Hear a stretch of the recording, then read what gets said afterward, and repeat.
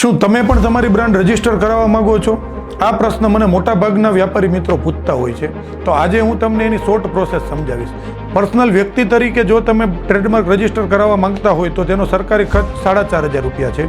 જો private limited પેઢી કે રજીસ્ટર પેઢી તરીકે તમે રજીસ્ટર કરવા માંગતા હોય તો તેનો સરકારી ખર્ચ 9,000 રૂપિયા છે. તેના ઉપરાંત કોઈ પણ તમે સારો કન્સલ્ટન્ટ રાખશો તો એ એવરેજમાં 10,000 રૂપિયા ચાર્જ લેશે.